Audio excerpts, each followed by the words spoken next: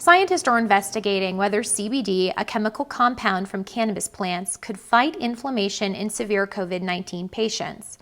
The cytokine storm is when the body's immune system attacks itself, and it's been linked to the deadliest COVID-19 cases. People who are also in cannabis field are also trying to find the right strains for COVID. Dr. Olga Kovalchuk is a cannabis researcher at the University of Lethbridge in Alberta, Canada. She's part of a team who believe they have ID'd some cannabis strains high in CBD that could help treat the inflammation that comes along with the cytokine storm of some coronavirus infections. She says not every high CBD strain was effective, though. Terpenes are important, as well as other minor cannabinoids are also important. Another study from researchers in Georgia found CBD reduced inflammation and protected lung tissues in COVID-19 patients.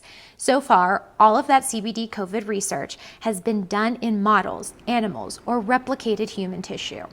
Now, to be clear, scientists that Newsy spoke with say this doesn't mean you should be planning a trip to the dispensary.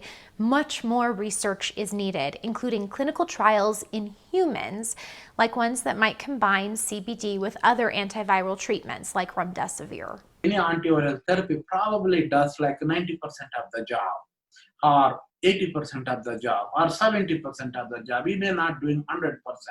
And what we're proposing, maybe CBD can do what is left over with that. Dr. Siddhaba Bhaira Reddy is a researcher in pharmacology and experimental neuroscience professor at the University of Nebraska Medical Center. He says getting funding is among the challenges holding back cannabis research. Some labs are even raising their own money. The FDA just released guidance this week outlining how companies seeking approval of drugs that contain cannabis or its derivatives must follow the traditional drug review and approval process involving clinical trials. The agency is still working on CBD-specific rules. Lindsay Thies, Newsy, Denver.